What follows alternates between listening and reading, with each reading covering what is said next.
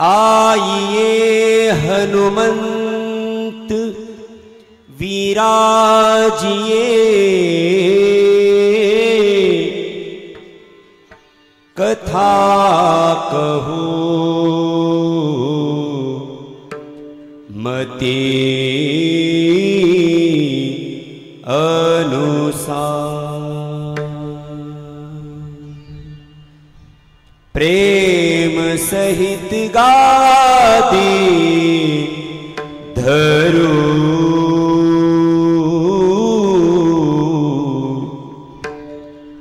पधारिए पवन कुमार, पधारिए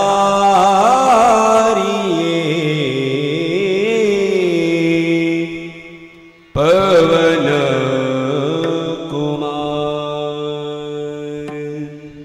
पधारिए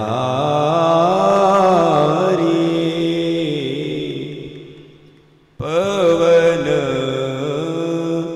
कुमार। बोलिए हनुमान जी महाराज प्रिय हो। ज्ञानेशु भगवान प्रिय हो। तारकेश्वर भगवान प्रिय हो। संत नारायण महाराज प्रिय हो।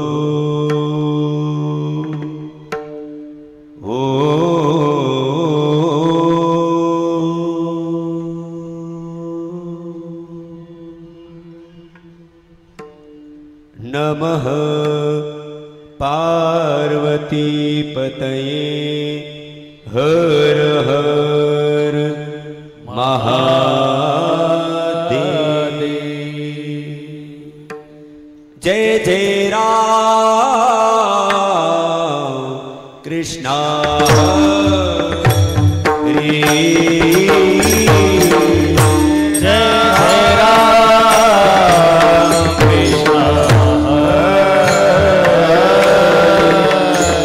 जय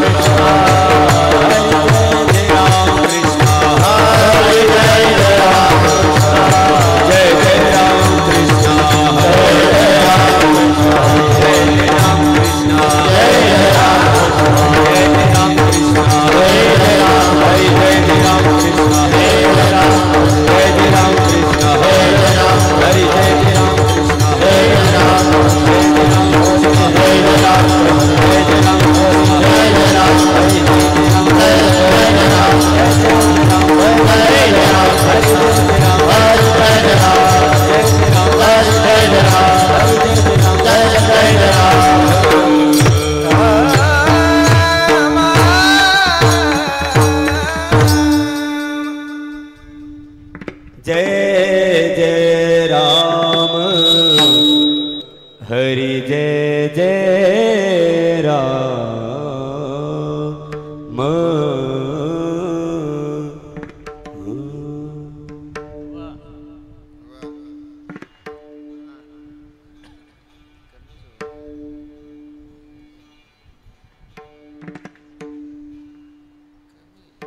रूप पाहता लोचनी रूप पाहता लोचनी रूप पाहता लोचनी रूप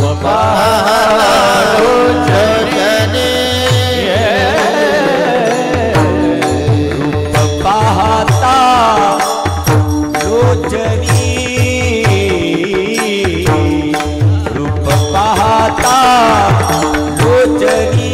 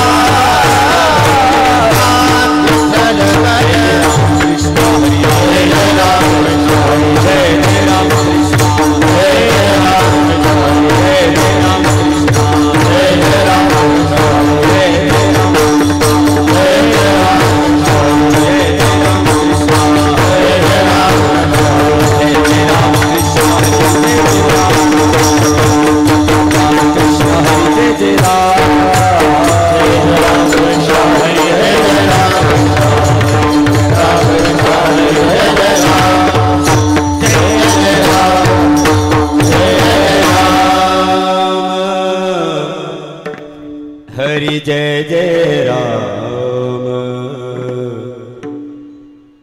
जय जय राम।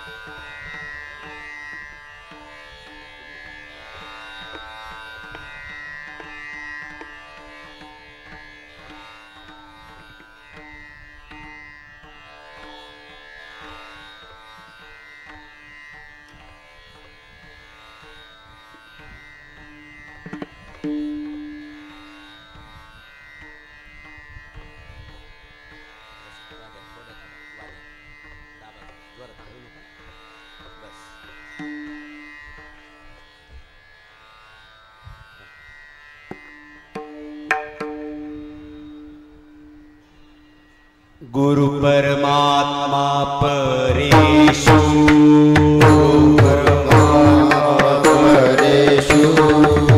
गुरु परमात्मा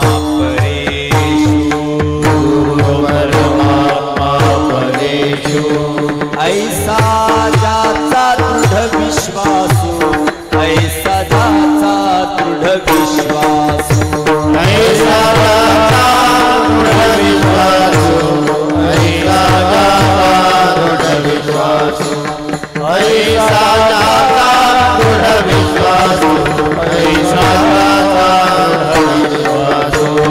गुरु परमात्मा परेषु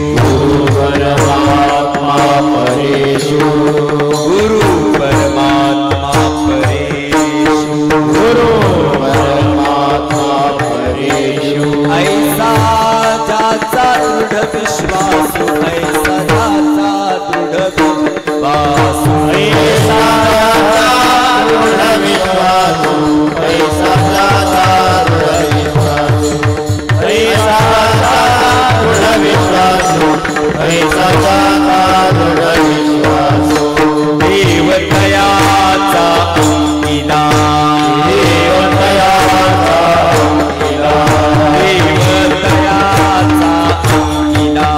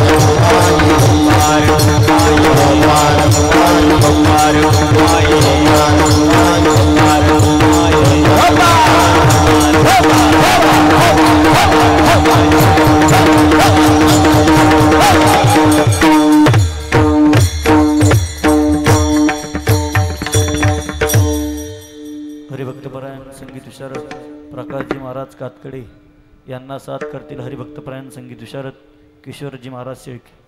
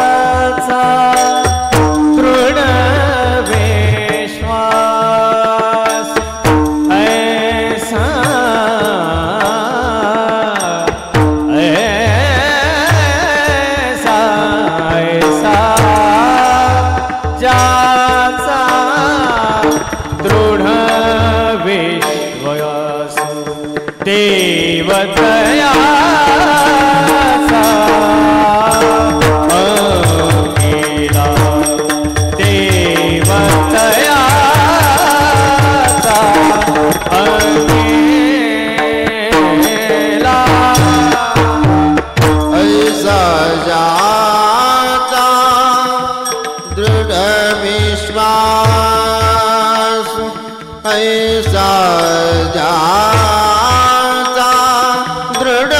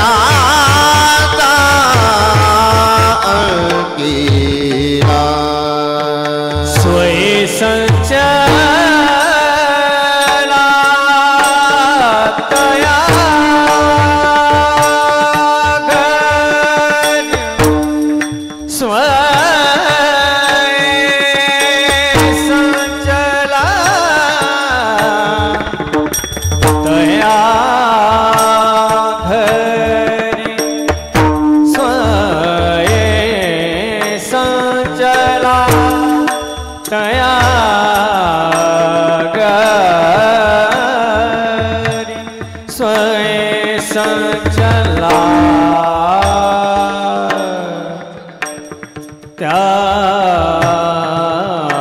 त्याचे घरी स्वये सजला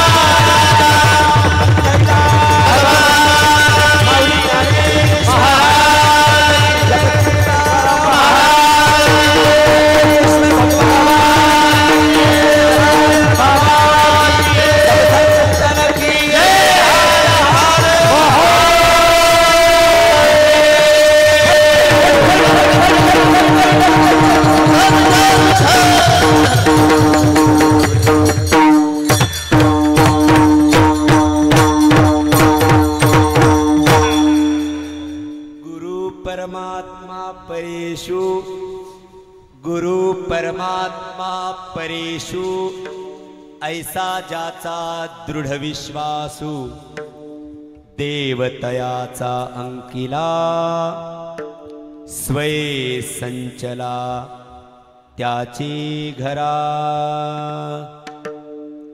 एका जनार्दनी गुरुदेव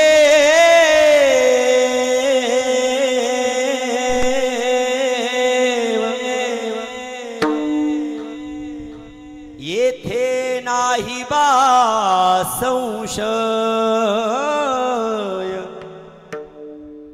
देवतयाचा अंकिला स्वये संचला त्याचे घरा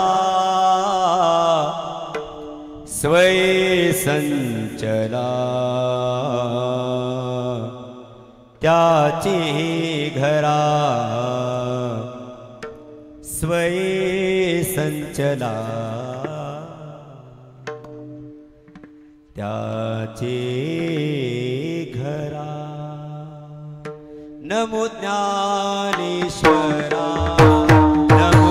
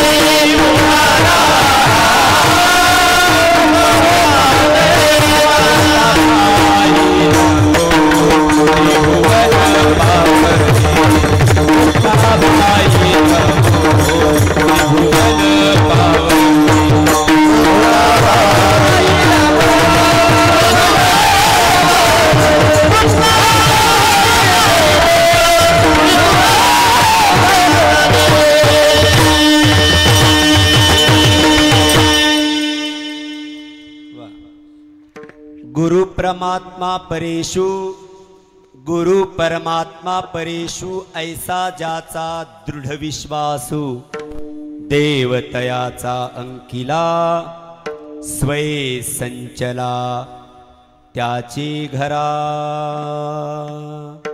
प्राप्तस्थळी संप्राप्त सेवेकरता गायलेला अभंग देवमान्य संत संत मान्य संत शास्त्रमान्य संत समाजमान्य संत राजमान्य संत श्रीमंत श्री शांतीब्रह्म एकनाथ महाराज यांच्या अभंगसंहितेतील 3 चरणाचा बहुतेकांच्या पाठातला हा अभंग आहे।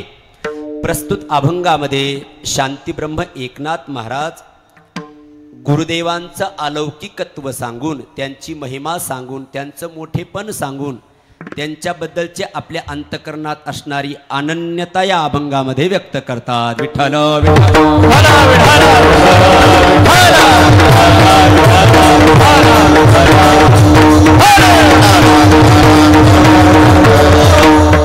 अभंगावरती यथामती यथावकाश यथासमज सात्विक तात्विक काही वास्तविक वेळेच्या बैठकीत बसेल असं चिंतन करण्याचा मी प्रयत्न करणार आहे। कोणत्या वेळेच्या?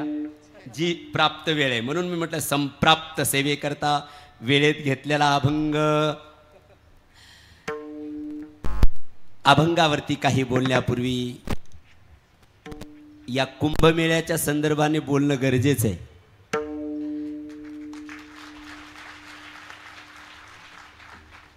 हा एक कुंभ आहे, चालतं बोलतं प्रयाग क्षेत्र आहे हा, कारण संतांचा समाज संतांचं अस्तित्व हेच एक प्रयागराज आहे। विठ्ठल विठ्ठल काही शब्द बोलणार नाही, प्रमाण देतो।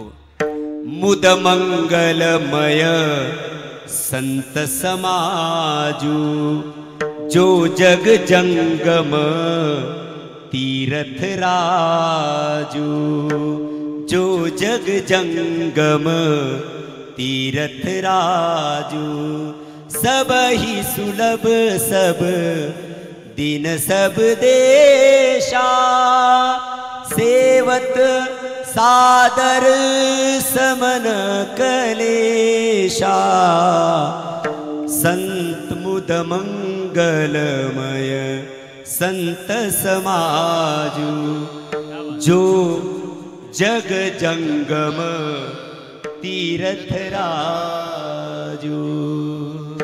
गोस्वामी तुलसीदासजी म्हणतात उत्तर प्रदेशमध्ये एक प्रयाग आहे जिथे गंगा यमुना आणि सरस्वतीचा सुभग संगम आहे. तो प्रयागराज सर्वांना सुलभ नाहीये, कारण त्याच्यासाठी शरीराचीही क्षमता लागते जाण्यासाठी, अर्थाचीही क्षमता लागते आणि वेळेचीही मुबलकता लागते, तेव्हा जाणं शक्य आहे.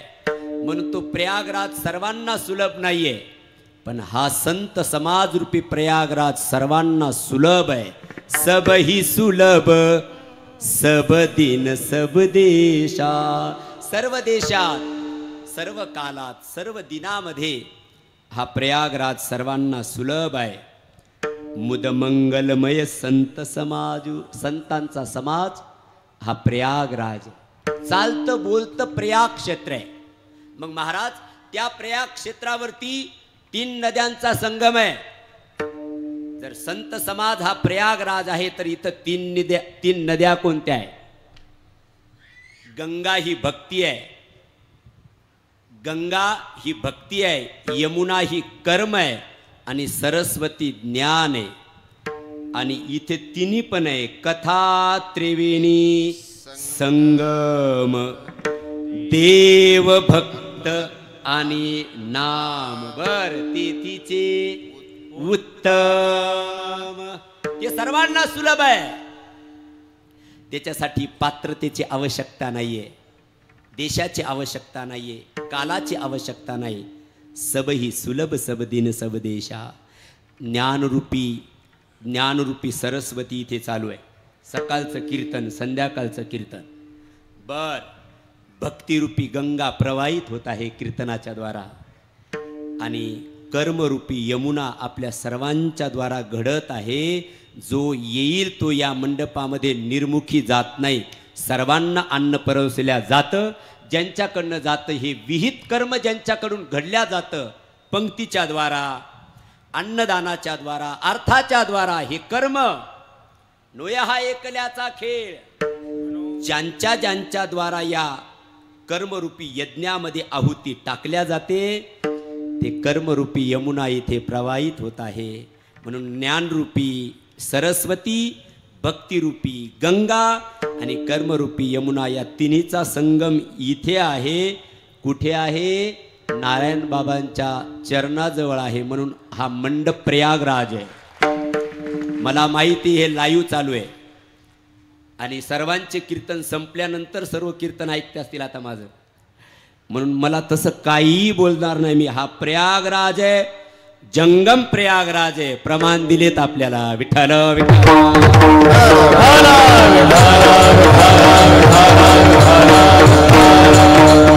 आणि असा हा प्रयागराज ज्यांच्या सर्वांच्या कुशलतेने उभा झालेला आहे. असे सर्व ग्रामस्थ मंडळी, महालक्ष्मी हिवरे या सर्वांच्या संयुक्त विद्यमानाने आदरणीय वंदनीय शांती ब्रह्म आमचे आदिनाथ बाबांच्या कुशल मार्गदर्शनाने त्यांच्या उपस्थितीमध्ये हा अगदी उत्सव प्रसन्नतेने, संपन्नतेने, प्रपन्नतेने चालू आहे. त्यामध्ये आजची ही आहुती टाकण्याची संधी मला मिळालेली आहे. ही मी माझ्या गुरूंची कृपा समजतो. विठ्ठल विठ्ठल.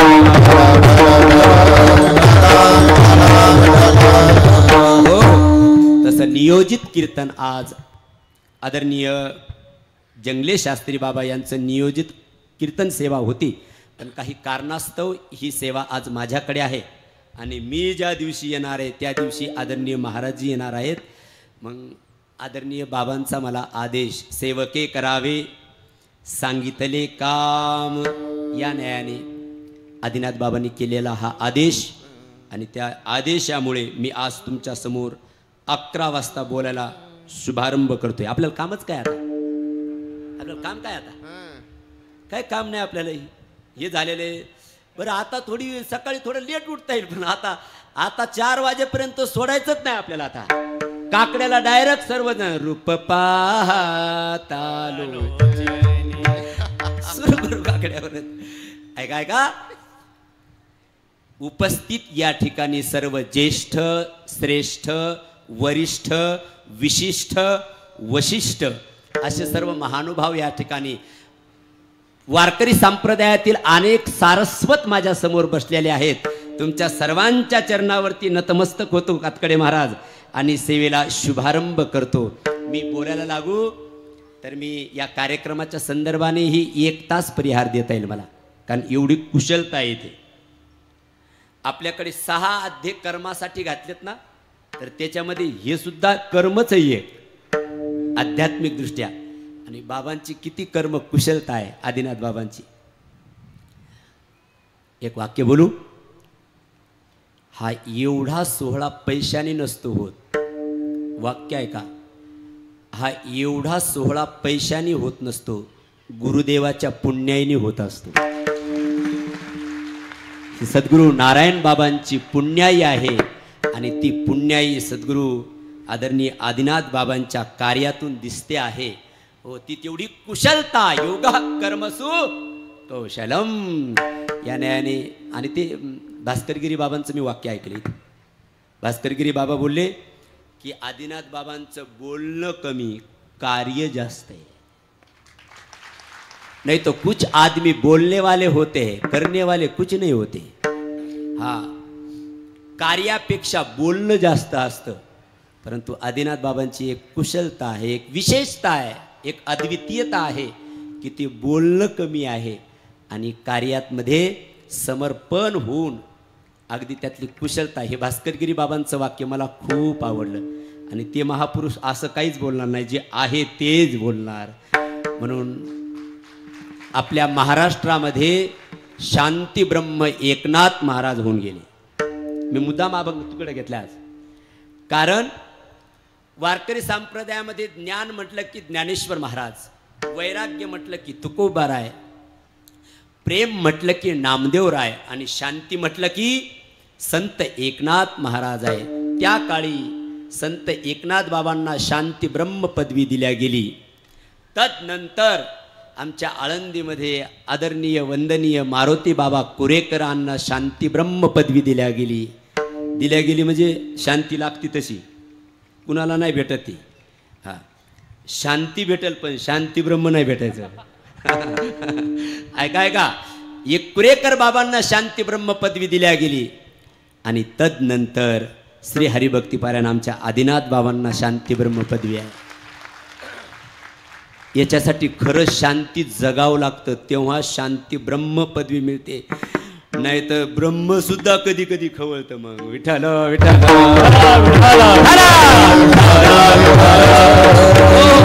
आहे ब्रह्मस्वरूप म्हणतात ते, पण ते ब्रह्मस्वरूप असणारे पण कधी कधी इतके उग्र दिसतात. त्याच्यासाठी शांती जपावी लागते. शांती ज्याच्याकडे मूळतःच आतला पिंड शांतीचा आहे, आणि जिथे शांती आहे ना तिथेच काही गोष्टी आहेत.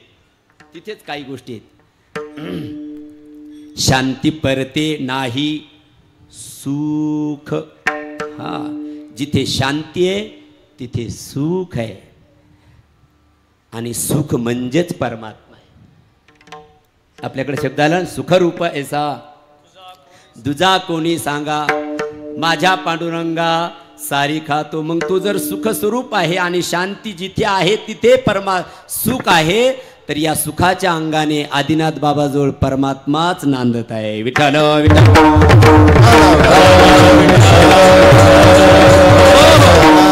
ती नाथबाबाची शांती पदवी, ब्रह्मशांती ब्रह्म पदवी बाबाला प्राप्त आहे. त्याच नाथबाबांचा मी अभंग आपल्या समोर गायलेला आहे. गुरु परमात्मा परेषु. मी मुद्दाम हा अभंग घेतला बरं का फुंदे साहेब, कारण आदिनाथ बाबांची नारायण बाबावरचा जो विश्वास आहे, हा जी श्रद्धा आहे, त्यांच्याबद्दलचं जे समर्पण आहे, तो म्हणजे हा अभंग आहे. विठ्ठल विठ्ठल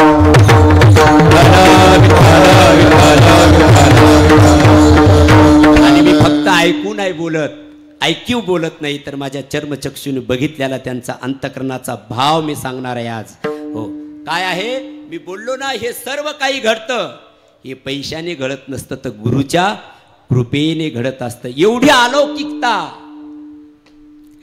ही अलौकिक असणाऱ्या गुरुच्या कृपेने साध्य होत असते. एक वाक्य आहे का कातकडे महाराज, जीवन जर समृद्ध बनवायचं असेल, जीवन जर सुखी बनवायचं असेल, जीवन जर संपन्न बनवायचं असेल, जीवनामध्ये निरंकुश तृप्ती प्राप्त करून घ्यायची असेल, जीवन कृतकृत्य करून घ्यायचं असेल, तर जीवानी अलौकिक तत्वाच्या ठिकाणी अनन्यता स्वीकारली पाहिजे.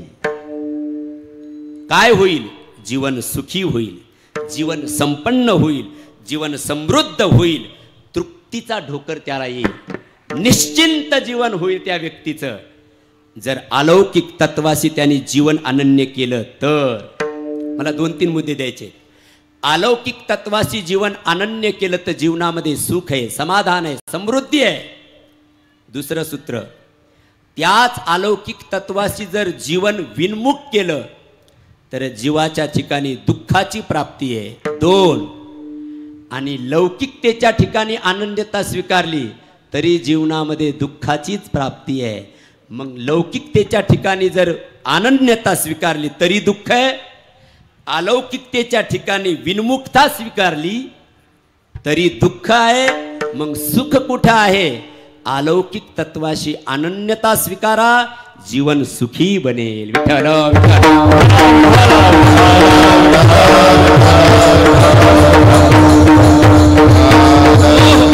मला माहिती आहे वेळ पण पुढे गेलेली आहे आणि असं थोडंसं कठीण उतरवणं कठीण जाणार आहे मला, परंतु मी सोपं करण्याचा पुरेपूर प्रयत्न करेन.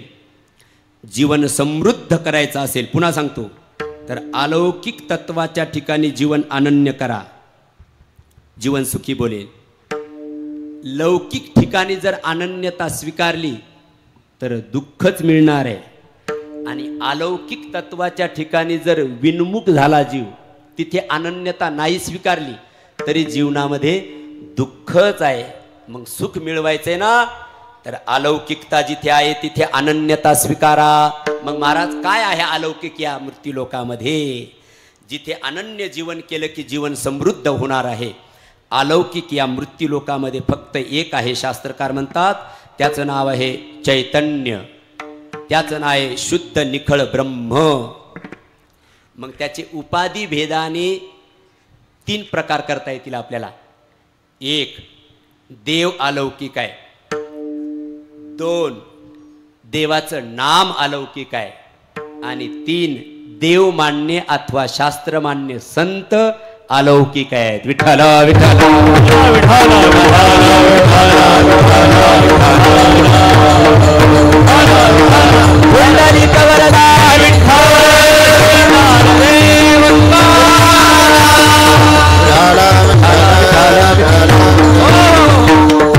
मग हे अलौकिक, तसं तर विचार करायला लागलो तर अलौकिक कशाला म्हणता असा एक प्रश्न निर्माण होतो. तुम्हाला नाही व्हायचा आता, कारण आता तुम्हाला काहीच प्रश्न निर्माण नाही व्हायचा, मलाच पडतील जेवढे प्रश्न पडतील तेवढे. हो, अलौकिक तत्वाशी अनन्यता स्वीकारा, जीवन समृद्ध होईल. पण अलौकिक काय आहे? अलौकिक कशाला म्हणतात? 2 प्रश्न. अलौकिक काय आहे सांगितलं, पण अलौकिक कशाला म्हणतात? लौकिक जगताला जे सहजासहजी कळत नाही त्याला अलौकिक म्हणतात. लौकिक जगताचे नियम जिथे लागत नाही त्याला अलौकिक म्हणतात. पंचमहाभूतामध्ये जे अडकत नाही शास्त्री बा त्याला अलौकिक म्हणतात. आणि काळाचीही सत्ता जिथे चालत नाही त्याला अलौकिक म्हणतात. लौकिक जगताला जे सहजासहजी कळत नाही त्याला अलौकिक म्हणतात. मग अलौकिक काय सांगितलं मी?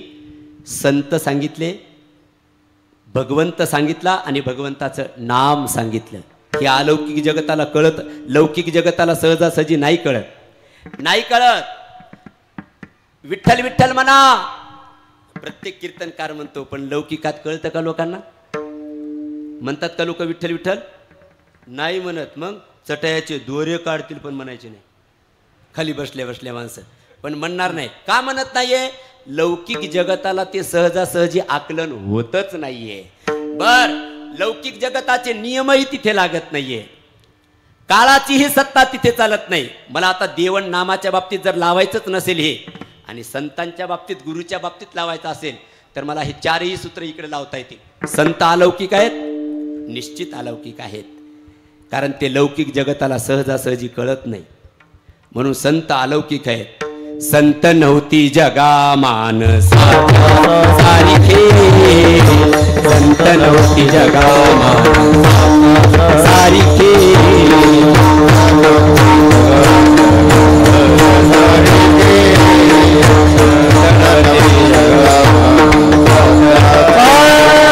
समुद्र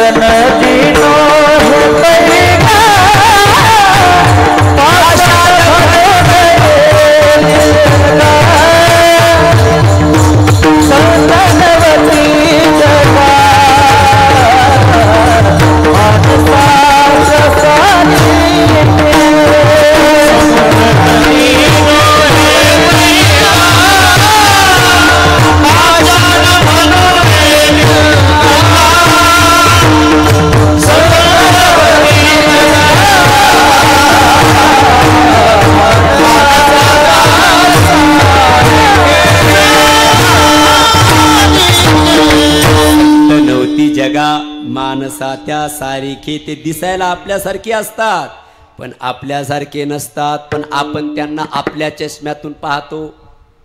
अहो, ते पण आपल्यासारखे राहतात, आपल्यासारखे बसतात, आपल्यासारखे खातात, आपल्यासारखे झोपतात. त्यांची कृती आपल्यासारखी आहे पण त्यांची वृत्ती आपल्यासारखी नाहीये. ते वृत्तीने आपल्यापेक्षा महान आहेत. आणि संत हा कृतीचा नसतो, गणवेशाचा नसतो, तर संत हा गुणवेशाचा आणि वृत्तीचा असतो. विठ्ठल विठ्ठल.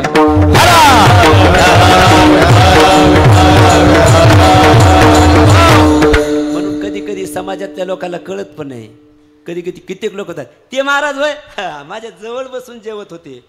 तुला त्यांनी बसवलं हा उपकार समज.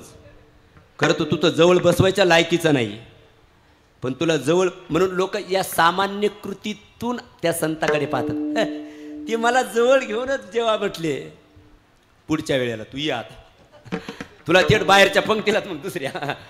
संत आपल्याला जवळ करत असतील तर ते त्यांचा मोठेपणा समजा.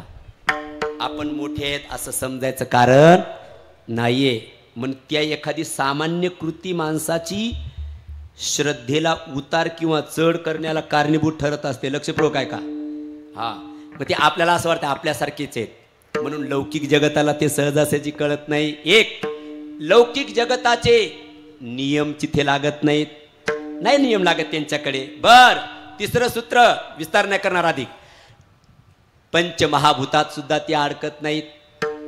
पृथ्वी, तेज, वायू, आकाश या पंचमहाभूतात सुद्धा, पृथ्वी, आप, तेज, वायू, आकाश या पंचमहाभूतात सुद्धा ते अडकत नाही. आणि काळाची ही सत्ता तिथे चालत नाहीयेत.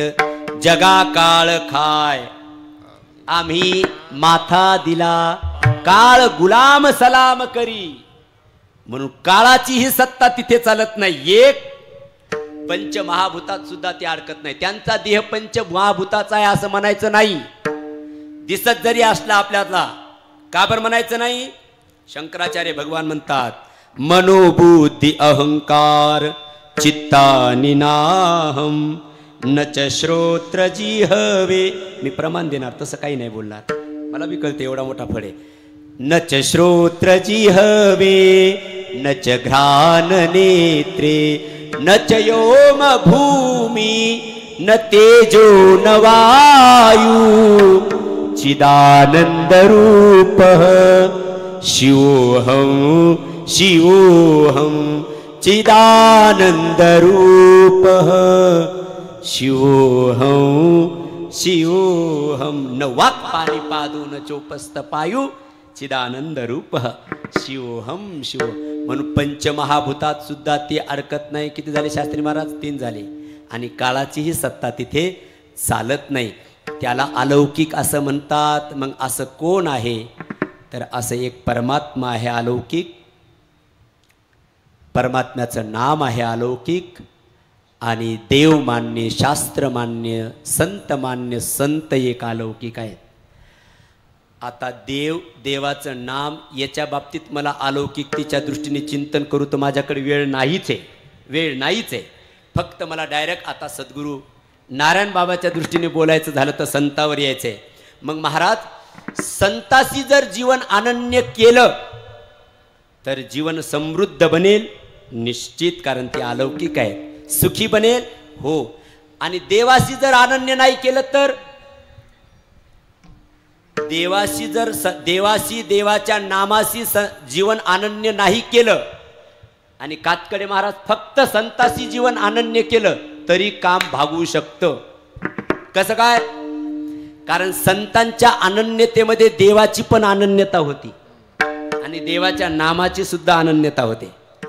तुम्ही एकदा बघा, पंढरपूरला जर गेले तर फक्त देवाचं दर्शन होईल. पंढरपूरच्या आषाढी वारीला गेले तर देवाचं दर्शन आहे. मध्यंतरी वारीला गेले तर देवाचं दर्शन आहे. पण कार्तिक वारीला या आमच्या आळंदीला, तर तुम्ही आळंदीला आले तर तुम्हाला ज्ञानोबारायचंही दर्शन आहे आणि तिथे भगवान पांडुरंगाचंही दर्शन आहे. कारण भगवंताने पांडुरंग प्रसन्नपणे केले देणे या ज्ञाना. तिथे पांडुरंग पण आहेत आणि तिथे ज्ञानोबाराय पण आहेत. म्हणून संतांच्या अनन्यतेमध्ये देवाचीही अनन्यता घडते आणि देवाच्या नामाचीही अनन्यता घडते. का घडते? ते संत कोण असतात? देवते संत, देवते संत, देवते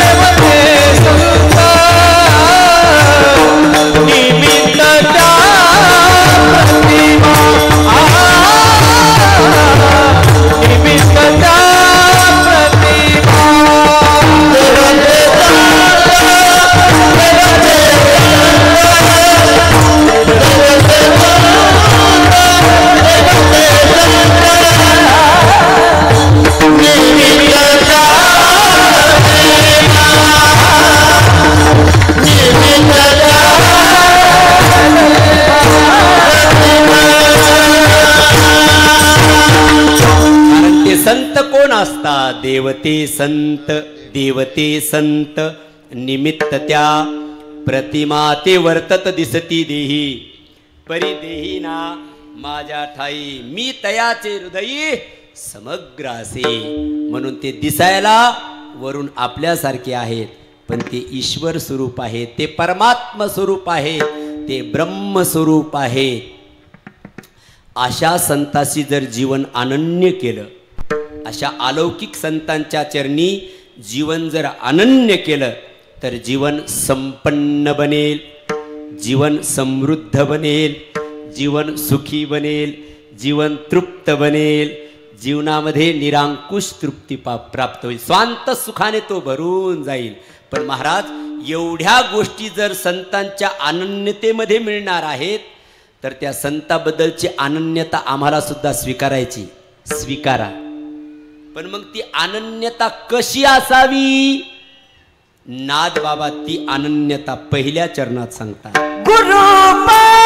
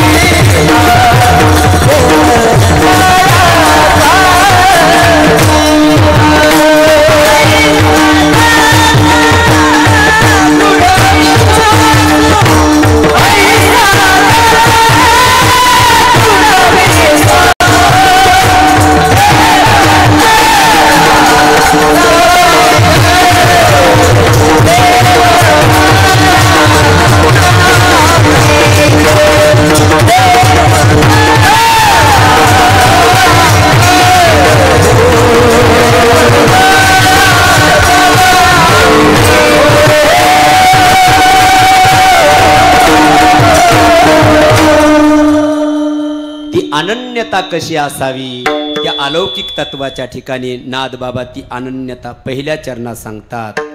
गुरु परमात्मा परेषु. आपल्याकडे सर्व म्हणतात, काय म्हणतात? गुरुर ब्रह्मा गुरुर विष्णू गुरुर्देवो महेश्वरा गुरुर साक्षात परब्रह्म तस्मै श्री गुरुवे नमः. म्हणतो का नाही आपण? सर्वांना पाठ आहे ना हा श्लोक. कुणाला पाठ नाही सांगा, मी 1 रुपया देतो त्याला. सर्वांना पाठ आहे हा श्लोक. हा महाराज, आमची पण त्या अलौकिक तत्वाशी अनन्यता आहे. पण कुठपर्यंत आहे? गुरु ब्रह्मा आहे, गुरु विष्णू आहे, गुरु भगवान शंकर आहे, इथपर्यंत आपली अनन्यता आहे. बोलू द्या, मला श्लोक लिहिणारे क्षमा करतील. ही अनन्यता सुद्धा पहिली स्टेप, पहिली पायरी. हा, याच्या पुढं गेलं पाहिजे. याच्या पुढं किती जायचं अनन्यतेसाठी? नादबाबा म्हणतात परमात्मा परेषु. गुरु परमात्मा परेषु. माझा गुरु परमात्मा नाहीये, परमात्म्याच्या पर असणारं तत्व जे आहे ते म्हणजे माझा गुरु आहे. हा, म्हणून गंधर्वराज मनू म्हणतो आपल्याकडे, नास्ति तत्वम गुरु परम. गुरुपेक्षा पर दुसरं तत्व कोणतंच नाही. विचारा ज्ञानेश्वर महाराजाला. ज्ञानेश्वर महाराज म्हणतात, माझ्यासाठी तर गुरुच माझे सर्वस्व आहे. हा, गुरुच माझे सर्वस्व आहे. गुरु क्षेत्र, गुरु देवता, गुरु माता, गुरु पिता, पुढे काय?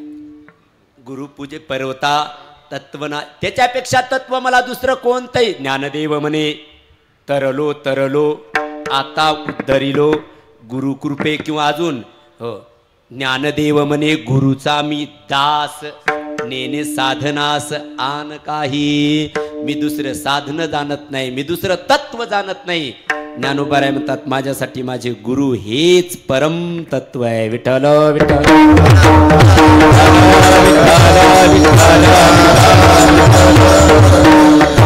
आपल्याकडे कथा सांगितल्या जाते. हो, जेव्हा ज्ञानोबारायची मातोश्री आणि पूज्य पिताश्री देहांत प्रायश्चित्त घेण्यासाठी गेले, रात्रीला सोडून गेले, आणि सकाळी जेव्हा निवृत्तीनाथाच्या जवळ येऊन तिघही भाऊ विचारतायत, दादा आई कुठे? मुक्ताबाई. दादा बाबा कुठे? आई कुठे? मग निवृत्तीनाथांनी सांगितलं, आई बाबा गावाला गेले. कोणत्या गावाला गेले? अनंताच्या गावाला गेले. कधी येणार आहे दादा? येणार नाहीत आता. आणि हे कळाल्यावर मग हंबरडा फोडला. सोपान काका रडतात, मुक्ताबाई रडतील, त्या दोघांना कवटाळून निवृत्तीनाथ रडतायत. पण ज्ञानोबारायांच्या डोळ्यामध्ये अश्रू नाहीयेत असं आपल्याकडे सांगितलं जातं. ज्ञानोबारायांना विचारले गेले, तुमच्या डोळ्यात अश्रू का नाहीत? तुमचे आई वडील गेले. ज्ञानोबाराय म्हटले, कोण म्हणते माझे आई वडील गेले? रात्रीच गेले. ते गेले असतील जन्म देणारे. बरं, मग माझ्यासाठी तेच आई वडील आहेत असं नाहीये. मग खरं माझे आई वडील गेलेच नाही, कारण माझे आई वडील माझे निवृत्तीनाथ आहेत. गुरुक्षेत्र, गुरुदेवता, गुरु माता, गुरु पिता. हो, माझ्यासाठी माझे ज्ञान निवृत्तीनाथ आई आहेत आणि गुरु आहेत. इथे एकनाथ बाबा म्हणतात, गुरु परमात्मा परेषु. माझे गुरु परमात्म्याच्या पर असणारं तत्व म्हणजे माझे गुरुदेव आहेत. एवढी अनन्यता असावी. हा, एवढी अनन्यता अलौकिक तत्वाशी जर असेल तर जीवनामध्ये सुख आहे. पण ती अनन्यता कोणत्या अंगाने? देहकृतीने. देहाने सुद्धा असावं, मनाने सुद्धा असावं आणि वाचेने सुद्धा असावं. मनसा वाचा कर्मना तिन्ही अंगाने संतांचं दास व्हावं, संतांची अनन्यता स्वीकारावी. आपल्याकडे प्रमाणे बघा, सर्व भावे दास झालो त्याचा, सर्व भावे दास संताची पायी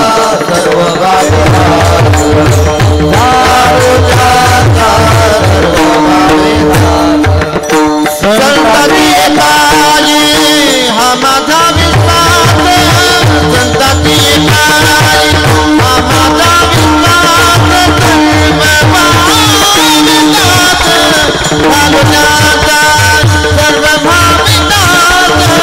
हा माझा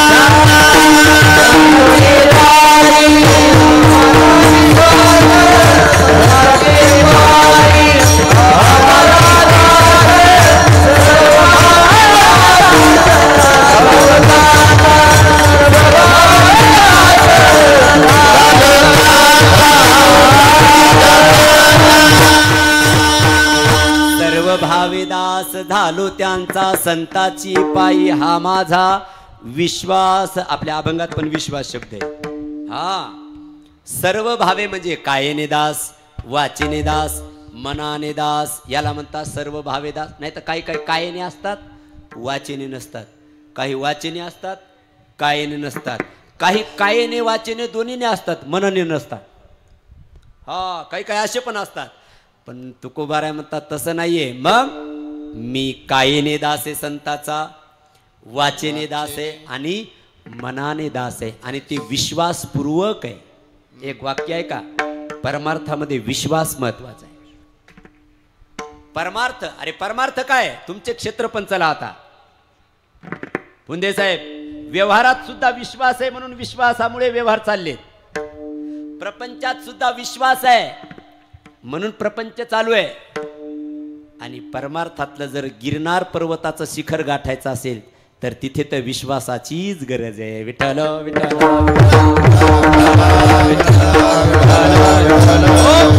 विश्वासावरच हे जग अधिष्ठित आहे. आणि विश्वासच भजन आहे. पूज्य मुरारी बापूंचे वाक्य आहे, विश्वास ही भजन आहे. विश्वास ही भजन आहे. आणि विश्वास नसेल तर मग नाही मिळणार, मग नाही मिळणार. प्रपंचात सुद्धा विश्वास आहे म्हणून चाललेत प्रपंच. नाहीतर ती असती एका गावचं, हे असतं एका गावचं आणि मंडपात जुळतं. मग तदैव लग्नम सुदिनं तदैव. मी मंगलाष्टक लय भारी म्हणतो. तुम्ही बाबाला विचारा. एकदा बाबा माझ्या रामकथेत आले होते. मी मंगलाष्टक म्हटले, बाबा म्हटले असे मंगलाष्टक ऐकले तर ज्याला लग्न नाही करायचं तेही लग्न करील म्हणे. देवी निमगावा, देवी निमगाव. हो ऐका ऐका ऐका, विनोदाचा भाग. तदय झालं, लग्न जुळलं. ती एका गावची, हा एका गावचा. आले घरी. मग सकाळपासून संध्याकाळपर्यंत 2 वेळेला चहा, 2 वेळेला नाश्ता, 2 वेळेला जेवण निसंकोचपणे पती पत्नीच्या हातून करतो की नाही. एकाला म्हणलं, अय काय चहा पिऊ नको. का नको पिऊ. तुमच्या पत्नीने आणलाय. हा मग का पिऊ नको. तिने त्याच्यामध्ये रोगर टाकले. काय बोलता महाराज तुम्ही, असं होऊ शकत नाही. का होऊ शकत नाही. माझा तिच्यावरती विश्वास आहे म्हणे. माझा तिच्यावरती विश्वास आहे. तिच्यावर विश्वास आहे म्हणून एवढा कार्यक्रम चाललाय. हो उद्या जरा चेक करून बघा, नाही तर पिसाल. ऐकाय का, मी इतकं जरी सांगितलं तरीही तुम्ही सकाळी निसंकोचपणे चहा कप ओठाला लावणार आहेत. कारण तुमचा विश्वास आहे तिच्यावरती. म्हणून प्रपंच चाललाय ना, तो विश्वासावर चालू आहे. चला पुढे. व्यवहार चालू आहे तोही विश्वासावरती. नाही तर साहेब मंडपात तिकडे फॅक्टरी चालू आहे. कशामुळे फॅक्टरी चालू आहे. साहेबाचा तिथल्या मुनिमजीवर विश्वास आहे म्हणून. नाही तर बरेच आपल्या नगरच्या फॅक्टरीचे मालक मुंबईला राहतात, पुण्याला राहतात. इकडे फॅक्टरी सुरळीत चालली का, इथल्या मुनिमजीवर, इथल्या सुपरवायझरवर विश्वास आहे म्हणून चाललंय. इथं सुद्धा विश्वास. व्यवहारात, ए बाबा काय 1 लाख रुपये द्यायला तू देऊ नको. का देऊ नको. तो तुला नाही दिलं तर. तो म्हणला तसं होणारच नाही. का बरं. माझा विश्वासू माणूस आहे. व्यवहार सुद्धा विश्वासावर चालू आहे. प्रपंच सुद्धा विश्वासावर चालू आहे. आता काही काहींचा नसतो प्रपंचात पण म्हणा. आमच्या नगरचं सांगतो बरं का, इकडं नाही कारण मला राहायचं अजून 1-1.5 तास. हां आमच्या नगरचं सांगतो. ते नगरला आपल्या MIDCत लोक कामाला जातात आणि 8 ते 5 ड्युटी. आणि 5 वाजता ड्युटी संपली. मग त्याला असं वाटलं देवीच्या मंदिरात जाऊन बसावं. कोणती देवी? रेणुका माता मंदिर आपलं. आणि जाऊन बसला तिथे रेणुका मातेच्या मंदिरात. लागलं बिचाऱ्याला ध्यान. आता बराबर 5:45 फोन आला. कुठे आहेत? म्हणजे कुणाचा आला एवढं तर कळालं ना. एवढा जोरात फोन दुसऱ्या महाराजाचा येत नसतो कुणाचा. हा, तो घरूनच येत असतो. कुठे आहेत तुम्ही? ते म्हणला मी रेणुका मातेच्या मंदिरात बसलोय. खरं सांगा. खरं सांगतो मी रेणुका मातेच्या मंदिरातच आहे. खरं सांगता तुम्ही? हो, रेणुका मातेच्या मंदिरात आहे. मग एक काम करा बरं. काय बरं? तिथली घंटी वाजवा बरं. कळालं ना तुम्हाला? मग घंटीचा आवाज. आता काही घंटीच घेऊन फिरत असतील तर ते भाग वेगळा. मग तो भाग वेगळा, परंतु घंटीचा आवाज द्या. मग मी विश्वास ठेवील तुमच्यावर की तुम्ही रेणुका. खरं सांगू, ऐ पती पत्नीचं नातं हे विश्वासाचं आहे. पति पत्नीचं नातं ये हार्ट का संबंध है और विश्वास से जुड़ा हुआ है. लेकिन ये हार्ट का संबंध में विश्वास न हो तो हार्ट का नाता फिर कोर्ट में जाता है. कोर्ट में न जाए इसीलिए तो अग्नि, देव, ब्राह्मण यांच्या साक्षीने विश्वास दिला जातो आपल्याकडे. हा, म्हणून प्रपंचात सुद्धा विश्वासाची गरज आहे, व्यवहारात सुद्धा विश्वासाची गरज आहे आणि परमार्थात सुद्धा विश्वासाची गरज आहे. पण बोलू द्या, परमार्थामध्ये सामान्य विश्वासाला महत्त्व नाहीये, विशेष विश्वास लागतो तरच परमार्थातलं काही मिळतं. नाद बाबा म्हणतात, गुरुतत्वाशी अनन्यता स्वीकारत असताना तुमचा विश्वास कसा असावा? सामान्य नाही, विशेष नाही, अतिविशेष पण नाही. मग दृढ विश्वासू ऐसा ज्याचा दृढ विश्वासू. दृढ विश्वास असावा कुणावरती? गुरुवरती. म्हणून तर आपल्याकडे शरविधा शरणागती आली बरं का. अनुकूलस्य संकल्प प्रातिकूलस्य वर्जनम. 8 प्रकार केले आपल्याकडे शरणागतीचे. नाही सांगत आता मी. आपल्या आपल्या गुरुच्या इच्छेत इच्छा आपली असली पाहिजे. आपल्या गुरुचा जो अनुकूल असेल संकल्प, त्या संकल्पात आपला संकल्प असला पाहिजे. बघा आदिनाथ बाबाच्या जीवनात हा संकल्प आहे. अख्खं जीवन नारायण बाबांनी सांगितलेल्या दिशेने चालू आहे. हा, गडाला नजर लागेल इतका देखना गेड तयार झालाय. म्हणजे बरेच माणसं म्हणतात गडावर गेल्यावर येऊच वाटत नाही. राहा ना मग तिथंच. पण तिथं राहिलं तर सेवा केली पाहिजे ना. इतका सुंदर गड. का बरं? अनुकूलस्य संकल्प. दाखवायलेत का? हा, ती बिल्डिंग दाखवा. बिल्डिंग आता तयार झालेली. हा, अनुकूलस्य साधूला हे घर नाही लागत. हे साधूचं वैभव नाहीये. मग साधूनी समाजाच्या हितासाठी केलेले वैभव आहे. हे साधू तर झोपडीत राहील कुठं पण. साधू कुठेही बी राहील. जहां खटिया मिली वहां सो लिए. हा, नया दाना, नया पाणी, नया बिस्तर. पण रात्रंदिवस देह कष्टविती परोपकारे. तुम्ही म्हणसाल तू कस काय एवढा भावविभोर होऊन बोलायला लागला? अनुभव आहे म्हणून. अनुभव आहे म्हणून साधू आपला एक क्षण आपल्या गुरुच्या सेवेत समर्पित करतो साधक. म्हणून साधकाला परमात्म स्वरूपातलं सुख मिळत असतं. सहज नाही, ते सहज नाहीये. अनुकूलस्य संकल्प. नारायण बाबांनी तारकेश्वर गडाला जीवन समर्पित केलं आणि तेच पुढे चालू हा आम्ही वारसा. गुरुने दिला ज्ञानरूपी वसा. गुरुने दिला ज्ञानरूपी वसा. पुढे चालू हा आम्ही वारसा. पुढे चालू हा आम्ही मला वाटतं गोशाळा दाखवली तर बरं होईल. गोशाळा.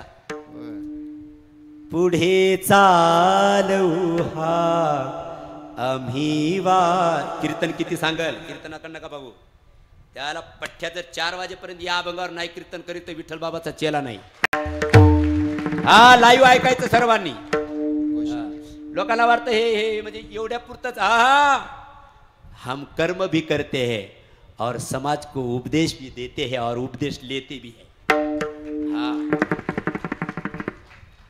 पुढे चालू हा आम्ही वारसा गुरुने दिला ज्ञानरूपी वसा. पुढे चालू हा गोशाळा आम्ही वारसा. पुढे चालू हा आम्ही वारसा. आम्ही वारसा. आम्ही वारसा.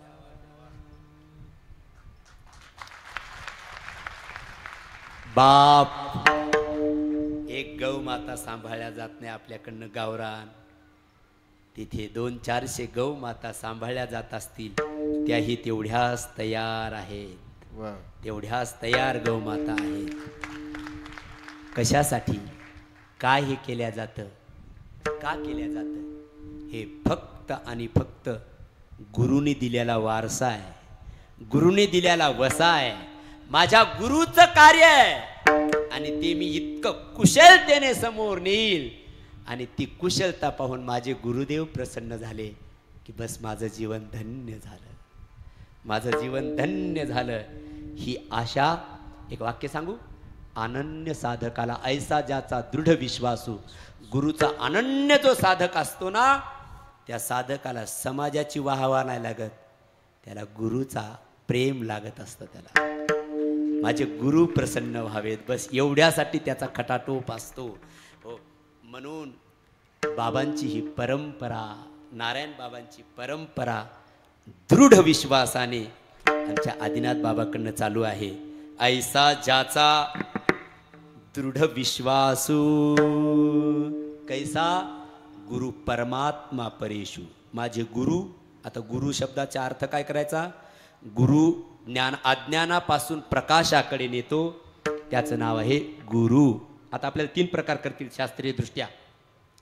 आर्यते इति गुरु, निरती इति गुरु आणि ग्रंथाती इति गुरु. किती प्रकार झाले. 3 प्रकार झाले. बघा आदिनाथ तारकेश नारायण बाबाकडे तिन्ही पण विचार करा. आता आर्यते इति गुरु म्हणजे काय म्हणतात. आर्यते गुरु म्हणजे आर्यते इति गुरु म्हणजे देवतादिकापासून ज्यांची देवादिकापासून ज्यांची पूजा करविल्या जाते. मग तुम्ही इंद्रापासून घ्या. हो इंद्र चंद्र दे महेंद्र याती ती पूजिती. हो देवता लोकापासून ज्यांची पूजा केल्या जाते त्याला आर्यती इति गुरु म्हणतात. दुसरे निरती इति गुरु म्हणजे निरती इति गुरु म्हणजे ब्रह्मस्वरूपाचा साक्षात्कार आपल्याला करून देतात, याला निरती इति गुरु म्हणतात. आणि तिसरा प्रकार आहे ग्रंथाती इति गुरु. ग्रंथातलं योग्य जो बोध आहे तो शिष्याच्या हृदयस्थ उतरवणं. ये हृदयीचे ते हृदयी घातले याला म्हणतात निरती इति गुरु, आर्यती इति गुरु आणि ग्रंथाती इति गुरु. असे गुरु म्हणजे देवतादिकांनी ज्यांची पूजा करावी, ग्रंथाचं यथार्थ ज्ञान ज्यांनी द्यावं आणि ब्रह्मस्वरूपाचा साक्षात्कार ज्यांनी करून द्यावा असे गुरु. ते कसे आहेत. परमात्मा परेशू. ऐसा ज्याचा दृढ विश्वासू. इतका विश्वास असावा, इतका विश्वास असावा की माझे गुरु जे म्हणतील त्याच्यापेक्षा पुढं माझा पाऊल सुद्धा जाणार नाही. एक मी सुफी संताची कथा सांगू का. एक संत पाठ घ्यायचे, पाठ चालायचे त्यांच्या तिथे. एक भोळा बाबड गेलं तिथे. लक्षपूर्वक आहे का. गुरुशी अनन्य जीवन केलं विश्वासाने पुष्ट होऊन तर त्याचं जीवन किती संपन्न होतं आणि विश्वास किती दृढ असावा. एकाच कथेतून दोन्हीही भाव आहेत. एकाच कथेतून दोन्ही भाव ऐकायला भेटतील आपल्याला. थोडक्यात सांगतो. विद्यार्थी शिकत होते. पाठ गुरु दररोज सांगायचे. एक विद्यार्थी भोळा बाबडा गेला तिथे, प्रणाम केला. कोण रे. आमका आमकं नाव आहे. कशासाठी आला. मला काही शिकायचे, आपल्याकडे विद्या प्राप्त करायची. त्या गुरुने त्याच्याकडे बघितलं. आता न सांगता तुम्हा हा गुरुनी सांगितलं इथं काही शिकवल्या जात नाही, मग जे शिकलेला आहे ना त्याला विसरवल्या जातं. मी हिंदीत वाचले हे पूज्य बापूंचे. यहाँ कुछ सिखाया नहीं जाता, यहाँ जो सिखा होता है उसको भुला दिया जाता है. हा ज्ञान गिळोनी गावा गोविंदा गा या अंगाने. यहाँ जो सिखा हुआ होता है उसको भी भुला दिया जाता है. राहायचे का बोल? ते म्हणलं हा राहायचे मला. मग सेवा करावी लागेल. मला ज्ञान काही भेटणार नाही. सांगितलं ना जे शिकलाय ते सुद्धा विसरून टाकल्या जाईल ते. बर तरी गुरुदेव सांगा मला राहायचे काय करू? काय नाही, जा त्या तिकडे त्या तिथे साळी कुटत बस. साळी कळतात का तुम्हाला? ए माता माऊल्या साळी कळतात का? साळी कुटायच्या. आता फोटो टाकावा लागतो. ही याला साळी म्हणतात, याला मुसळ म्हणतात, याला खलबत्या म्हणतात. ते काय म्हणतात आता नाही राहिलं ते. तिथे जाऊन साळी कुटत बस. ठीक आहे गुरुदेव. फुंदे साहेब गेला आणि साळी कुटत बसला. बसतांच्या वाळवंटात मग ते भातच खायचा तिकडे आणि साळी कुटत बसला. किती वर्ष? अनेक वर्ष. अनेक वर्ष. मला विस्तार करायला वेळ नाही. अनेक वर्ष. आणि गुरुला निजधामाला जायचं होतं. गुरुला निजधामाला जायचं होतं. दररोज जे पाठामध्ये बसत होते ना मुलं गुरुदेव त्यांना म्हटले बरं का रे बाळांनो, काय मी उद्या सायंकाळी मी माझ्या निजधामाला जाणार आहे. बर मग काय नाही, मी आत्तापर्यंत तुम्हाला जे शिकवलंय ना त्या सर्व शिकलेल्याचा एका वाक्यात सार मला बोर्डवर लिहून तुम्ही ठेवायचा बाहेर दरवाजाच्या. मी दरवाजा उघडेल, ज्याचं वाक्य मला आवडेल त्याला मी माझं पद समर्पित करून निघून जाणार आहे. बघा गोड कथा आहे. आणि मग दुसऱ्या दिवशी सकाळी बाहेर बोर्ड लावला एक. गुरुनी दरवाजा बंद केला आणि मग मुलांनी खडू घेतला हातामध्ये. काय लिहावं? सर्व पोरं म्हटले एक काम करा, सर्वांचं मिळून एक वाक्य लिहा. काय? मन एक आरसा आहे आणि या मनरूपी आरशावरती साचलेली धूळ गुरु साफ करत असतो.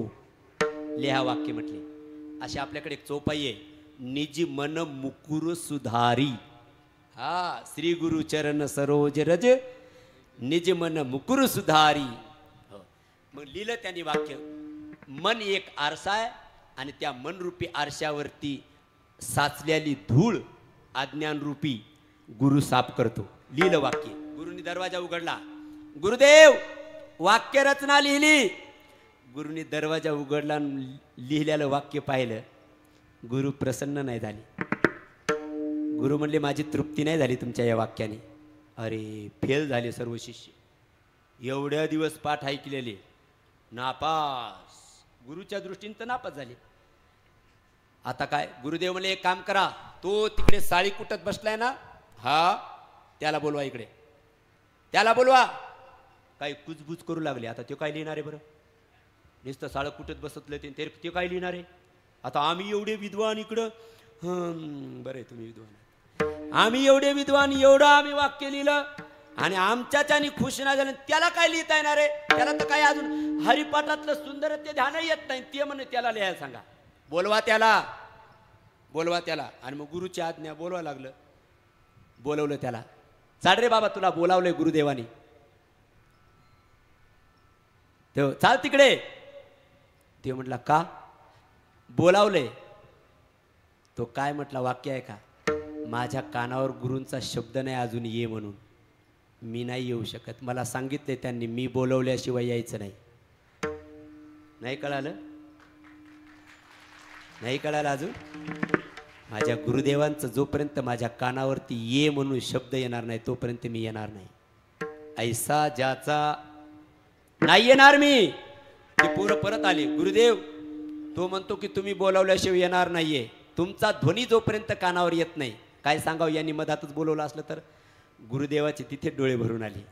हा हा. आणि आवाज दिला त्याचं जे नाव असेल त्याला. अरे बाळ इकडे ये. पळतच आला. पळतच आला. गुरुदेवाच्या चरणावरती दंडवत घातला. हे पोरं काय सांगतात ते ऐक. मी चाललो आतमध्ये. आणि तो गुरुदेव पर्णकुटीत गेले, दरवाजा लावून घेतला. या पोरांना ते पोरांनी सांगितलं काय? तो म्हणला काय गुरुजी काय म्हणतात? ते म्हटले गुरुजी हे म्हणतात की गुरुजी जाणार आहेत संध्याकाळी त्यांच्या स्वधामाला. गुरुजींनी आम्हाला सांगितलं की आतापर्यंत जे शिकवलं त्याचा सार लिहा. मग आम्ही इथं सार शब्द एका वाक्यात लिहिलाय सार, की मन आरसा आहे आणि मनरूपी आरशावरती अज्ञानरूपी जी धूळ साचलेली आहे ती धूळ गुरु साफ करत असतो. मला वाटते महाराज लोकांसाठी ऐकेसारखं आहे, साफ करत असतो. आमच्या वाक्याने गुरुदेव प्रसन्न झाले नाही. मग आता तुला बोलावलंय, तू सांग काय लिहायचंय, तू सांग काय लिहायचंय. तो म्हणला मला तर काही येत नाही, पण तुम्ही काय वाक्य लिहिलं सांगा बरं मला. आम्ही वाक्य लिहिलंय मन आरसा आहे आणि मनरूपी आरशावरती अज्ञानरूपी धूळ गुरु साफ करतो. गुरुदेव प्रसन्न नाही झाले या वाक्याने, तू सांग काय करायचंय. ते म्हणला एक काम करा. काय? तुम्ही असं लिहिलं ना मन एक आरसा आहे. हो, माझं वाक्य लिहा. काय? गुरु मिला तो अब मन रहा ही कहाँ है. मुझे मेरे गुरु मिल गए तो अब मन मेरे बाकी है. मेरे पास मन रहा तो कहाँ है? मेरे पास मन ही बाकी नहीं रहा है. हो, क्योंकि मेरा मन मैंने मेरे गुरु को दे दिया है. हे मन मीची करी. ज्ञानोबाराची ओवी इथं लावा मग आता. हे मन मीची करी माझी भजनी. भजन शब्दाचा अर्थ मी बोलून गेलो विश्वास. माझी भजनी प्रेम धरी मग सर्वत्र नमस्कारी मज एका ते. हो, माझ्या गुरुला वाक्य लिहा. गुरु मिला तो अब मन राहाही नाही आहे. आणि वाक्य उघडलं, दरवाजा उघडला आणि सांगितलं गुरुदेव वाक्य लिहिलंय. काय लिहिलंय? गुरु भेटले आता मन राहिलंच नाही माझ्याकडे. हे वाक्य ऐकलं गुरुच्या डोळ्यातून अश्रूच्या धारा व्हायला लागल्या. गुरु पळत आले त्याला जवळ घेतलं, पोटाशी धरलं महाराज. डोक्यावरून हात फिरवला. कृपा कटाक्ष निहाळिले आपुले पदी बैसविले. बाप रखमा देऊर विठ्ठले भक्ता दिधले वरदान. महाराज ज्ञान कसं दिलं त्यांनी? त्याला आपल्या जवळचं असणारं सर्वस्व ज्ञान त्याच्या हृदयात संक्रमित केलं. ये हृदयीचे ते हृदयी घातले द्वैत न मोडिता केले अपना ऐसे अर्जुना. हे पटत नसेल ना, अजून एक ओवी देतो ज्ञानोबारायची. ज्ञानोबाराय म्हणतात अहो सद्गुरूची एक कृपा दृष्टी तुझे कारुण्य दया त्या दिष्टी. तो सकळ विद्यांची सृष्टी धारता हो दात्रा होय. तो सर्व विद्या त्याच्या चरणावरती लोटांगण घालतील. डोक्यावर हात ठेवला ना आपली सर्व विद्या त्याला देऊन टाकली आणि गुरुदेव निजधामाला निघून गेले. ही एक कथा दोन गोष्ट शिकवते. गुरुबद्दलची अनन्यता कशी असावी हे शिकवते आणि गुरुवर किती दृढ विश्वास असावा ही एक गोष्ट शिकवते. म्हणून ऐसा ज्याचा दृढ विश्वासू. महाराज असा जर दृढ विश्वास असेल तर त्या साधकाला काय मिळतं? काय मिळतंय? विश्वास तो करी स्वामी वरी सत्ता. मग पुढं काय? सकळ भोगिता होय त्याची.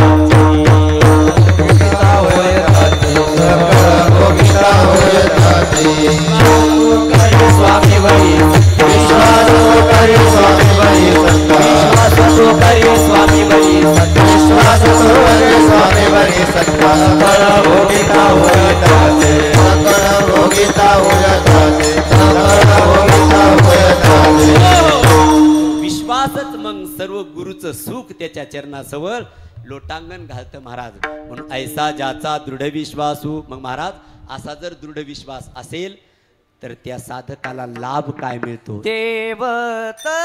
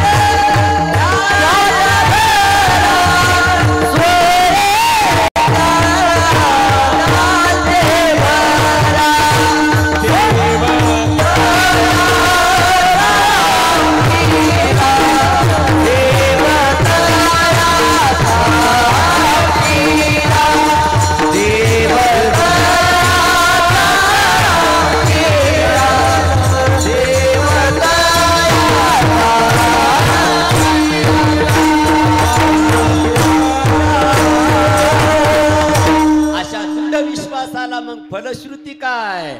नादबाबा म्हणतात देवतयाचा अंकिला स्वये संचला, त्याची घरा परमात्मा स्वतःहून त्याच्या घरी येतो.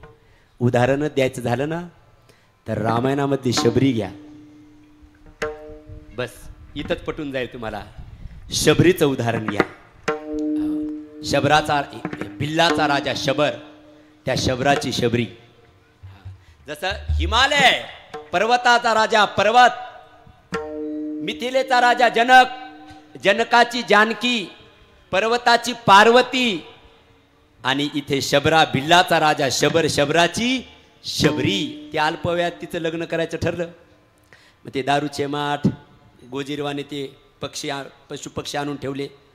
त्या शबरीने विचारलं, पिताजी काय हे दारूचे माठ, हे गोजीरवाणी पशु, हा उद्या तुझा लग्न आहे, बरं मग याची मेजवानी द्यायची असते तर पाहुणे प्रसन्न होतात.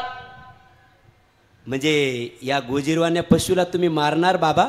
आज नाही, मग उद्या. जरा रिपीट थोडा कमी करा. उद्या. शबरी रात्रभर झोपली नाही. शास्त्री बाबा, शबरी विचार करू लागली, जर माझ्या विवाहासाठी जर एवढे गोजीरवाणी पशु मारल्या जात असतील, हे शबरी उठ आणि जा निघून अरण्यात. कारण तिच्या अंतकरणामध्ये तुळशीदाजी म्हणतात दया तत्वानी जागा घेतली. दया धर्म का मूल है, पाप मूल अभिमान, तुलसी दयान छोड़िए जब लग घट में प्राण. दया तत्वानी तिच्या अंतकरणात प्रवेश केला आणि शबरी जे उठली, जे निघून गेली, एक 5 मिनिटं आता, हा जे शबरी निघून गेली पुन्हा वडिलाला भेटली नाही. का भेटली नाहीये? कारण तुम्ही डिस्टर्ब होईल. हा का बरं भेटली नाही शबरी? अहो तो तर भिल्ल त्याला कप्पा माहीत होता अरण्यातला, मग त्याला का नाही भेटली? तो भिल्ल होता, तरी पण नाही भेटली शबरी. का नाही? शबरी अशा ठिकाणी जाऊन बसली होती, कथा असं सांगतात, तिथे कुणीच जात नव्हतं. का जात नव्हतं? एक मोठा उंट तो मेला होता, त्याचं पोट फुटलं होतं आणि म्हणून कुणी तिथे दुर्गंधी येत होती म्हणून जात नव्हते. मग शबरीने विचार केला, इथं दुर्गंधीमुळे कोणी येणार नाही, याच दाट पाल्याच्या झाडावरती जाऊन बसावं, म्हणजे वासामुळे दुर्गंधीमुळे कोणी येणार नाही आणि मी सुरक्षित राहील. ठरलं, तसंच झालं. शबरी तिथे सुरक्षित राहिली. शबरी सापडली नाही आणि शबरी न सापडल्यामुळे इकडे शबरी तिथून जे निघाली आणि मातंग गुरुदेवाच्या आश्रमाच्या सान्निध्यात गेली. अखंड सेवा करू लागली मातंग गुरुदेवाच्या आश्रमात. काय करायची? ज्या रस्त्याने मातंग गुरुदेव जायचे तो रस्ता साफ करायची शबरी हाताने. आता बऱ्याच जणाला आश्रमात राहून बी झाडू वाटत नसतं, असे पण बरेच असतात. राहायला लागतं पण झाडायला नको वाटतं. आपल्याला हा अनुभव आहे चांगला. हा झाडलं तरी ते भरणार नाही कचरा, मग चटईच्या खाली टाक. आणि तेच मग इकडे माईकवर म्हणतात, गुरु सेवे लागी जा शरण एका जनार्दन. हो करू करू, तुम्हीच सांगायचे राहिले होते आता. हा खरं तर असं आहे ना, बायोडाटा पाहिजे होता काहीचा. असा एखाद्या झेरॉक्सचा हात, अशी एक झेरॉक्स मशीन पाहिजे होती. हात ठेवला ना, यांनी आतापर्यंत काय काय केलं हे. महाराज ज्ञानेश्वरीपेक्षा मोठाले ग्रंथ तयार होती. हा आणि मग नंतर यांनीच म्हणावं, गुरु सेवे लागी जाण. हो करू ना आम्ही आता. हा नाही करत, कित्येक जण नाही करत काही काही. हो मग गुरुची कृपा नाही होत. हा तिथं तनु मनु जीवे चरणाशी लागावे, ह्या ओव्या फक्त कीर्तना सांगायसाठी नाही होत हो, ह्या आपण करण्यासाठी आहेत. खास करून आपल्याच लोकांसाठी आहेत. विषय विठ्ठल विठ्ठल.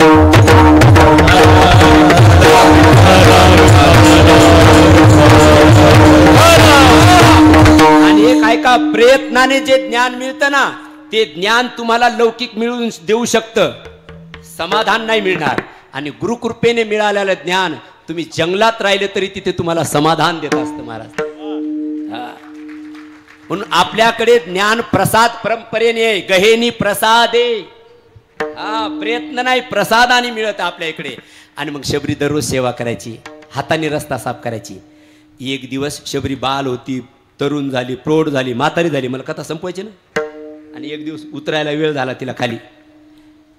आणि रस्ता साफ करत असताना सकाळी 5:30च्या वेळेला मतंग गुरुदेव शिष्य चालले होते. फुंदे साहेब पुढे कुणीतरी आकृती कुरबुच करते म्हणून आवाज दिला, कोण आहे पुढे? शबरी उठली लटलट हलवून लागली. मी भिल्लीन आहे बाबा. भिल्लीन? हा महाराज. काय नाव? शबरी. काय करत होती? रस्ता साफ करत होते बाबा. म्हणजे हा दररोज रस्ता तूच साफ करते? हा महाराज. मग आम्हाला सांगितलं का नाही? भीती वाटली. कशाची? तुम्ही पवित्र महात्मे माझ्या बिल्लिनीच्या हातची सेवा स्वीकारता किंवा नाही, म्हणून मला जरा भीती वाटली, म्हणून चोरून सेवा केली बाबा. हे शिष्य म्हणले, गुरुदेव ही भिल्लीने, हिने हाताने रस्ता साफ केला, त्या रस्त्याने आपण गेलो म्हणजे आपल्या कर्माला बाध आला. ही भिल्लीने. मतंग गुरुदेवाचे डोळे भरून आले. मतंग गुरुदेव म्हटले, अरे हे तुकडे देवानी नाही तयार केले रे, हे तुकडे या माणसांनी तयार केले. हा उच्च नीच काही नेने भगवंत तिष्ठे भाव भक्ती देखुनिया दासी पुत्र कन्या विदुराच्या बक्षी देता घरी रक्षी प्रल्हादासी चर्म रंगू लागे रोहिदासा संगे कबीराचे मागे सेलेविने सजने कासा विकू लागे माणस माळा सातस कृपू लागे नरारी सोनारा गडपुंगे वगैरे वगैरे. म्हणजे आबक पाटणे असं नाही त्याचा अर्थ.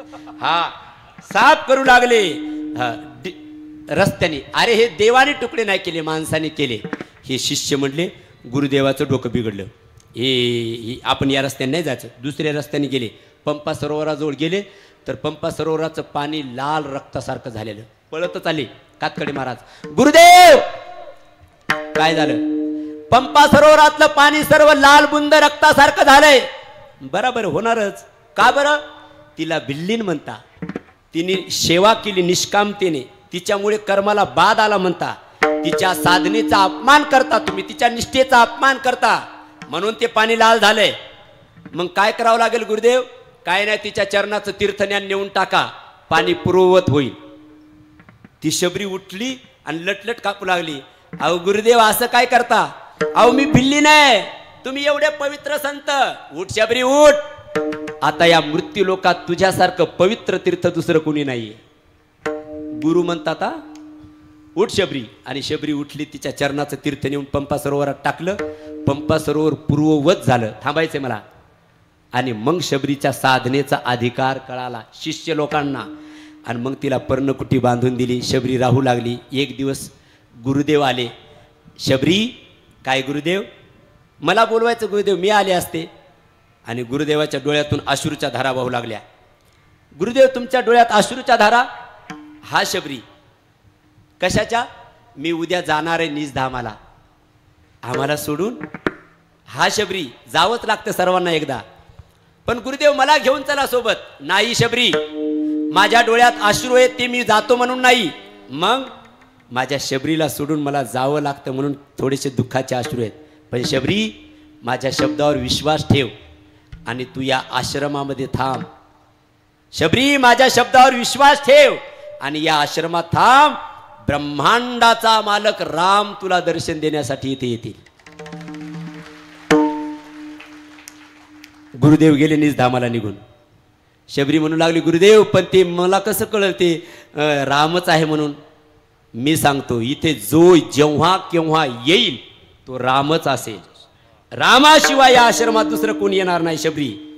मातंग गुरुदेव निघून गेले. सांगितलं होतं तेव्हा रामाचा जन्म व्हायचा बाकी होता असं सांगतात. मग शबरी वाट पाहायची दररोज. तुम्ही रामायणात ऐकलं सर्व, मला मुद्दा पटून द्यायचा शेवटचा. आणि शबरी वाट पाहायची, सारखी वाट पाहायची. कशी वाट पाहायची? जशी तुम्ही आता कीर्तन सुटायची वाट पाहता तशी. कळालं का तुम्ही? तुम्ही आता कीर्तन कधी सुटते अशी तुमची तुमची घालमेल झाली ना, बस तशी शबरीची रामासारखी साठी झाली होती. कधी राम येतील, कधी राम येतील, कधी राम येतील. एवढा दृष्टांत समर्पक इथे आता. हा, कधी राम येतील. आणि एक दिवस तो उजडला आणि शबरीच्या आश्रमात राम आले. शबरी फुलं ठेवू लागली. राम राम. ऐका ऐका, मुद्दा पटवायचा झाला, मला थांबायचंय. राम राम. आणि रामाचे चरण दिसले. आणि शबरीने वर बघितलं तर ज्याची वाट पाहत होतो तो जगाचा बाप दर्शन देण्यासाठी समोर उभा आहे. ऐका पुढं. भगवंत परमात्मा परमेश्वर शबरी समोर उभा आहे. आणि शबरीने वर बघितलं, भगवंताला बघितलं. शबरीने डोळे झाकून घेतले. का डोळे झाकून घेतले?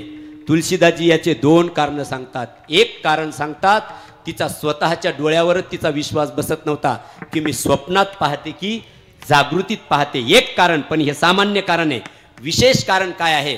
शबरीने डोळे झाकून घेतले आणि आठवण करत होती, स्मरण करत होती. कुणाचं? गुरुदेवांचं. मी चोपाई देतो तसं बोलणार नाही. गुरुदेवांचं स्मरण करत होती. आणि गुरुदेवांचं स्मरण करून काय बोलती शबरी? तुळशीदासजी लिहित आहेत, शबरी देखी राम गृह आए, शबरी देखी राम ग्रह आए, मुनि के बचन समुझीजिए भाए, मुनि के बचन समुझीजिए भाए. शबरीने डोळे झाकून स्मरण केलं गुरुदेवाचं. गुरुदेव, जगाचा बाप, ब्रह्मांडाचा मालक या शबरीला दर्शन द्यायला समोर उभा आहे गुरुदेव. पण हे दृश्य बघण्यासाठी तुम्ही नाहीयेत. बस गुरुदेव, याचीच मला खूप खंत वाटते. थांबायचंय मला. जगाचा बाप समोर उभा आहे, तरी पण जगाच्या बापाचं स्मरण न करता गुरुदेवाचं स्मरण केलं. याला म्हणतात ऐसा ज्याचा दृढ विश्वासू, गुरु परमात्मा परेशू. हो, कारण गुरु गोविंद दोऊ खडे, काके लागू पाय, बलिहारी गुरु आपने गोविंद दियो मिलाय. शबरीनी गुरुचं स्मरण केलं. देवतयाचा अंकिला स्वये संचला त्याचे घरा. हो, एका जनार्दनी गुरुदेव येथे नाही बा संशय. नाथबाबा म्हणतात तेच आपले गुरु. हे देव आहेत, नुसते देव नाहीत, परतत्व म्हणजे गुरु आहेत. इथे संदेह घेऊ नका. हो, कोणता संदेह घेऊ नका? प्रमाणगत संशयही घेऊ नका आणि प्रमेयगत संशयही घेऊ नका. आता विस्तार नाही करायचा, फक्त एवढं सांगायला. प्रमाणगत संशयही घेऊ नका आणि प्रमेयगतही संशय घेऊ नका. माझं गुरु माझे परमात्मा आहेत, नवे नवे परम तत्व आहेत. आमचे तारकेश्वर महाराज, तारकेश्वर आपले आमचे आदिनाथ बाबा, आमचे नारायण बाबा आमच्यासाठी गुरु परमात्मा परेशू. इथपर्यंतचा विश्वास ठेवा. हा विश्वास तुम्हाला परमात्मा स्वरूपाचा साक्षात्कार देईल करून याच्यात काहीही संदेह घेऊ नये. एका जनार्दनी गुरुदेव येथे नाही बा संशय. देवतयाचा अंकिला स्वये संचला त्याचे घरा. विठोबा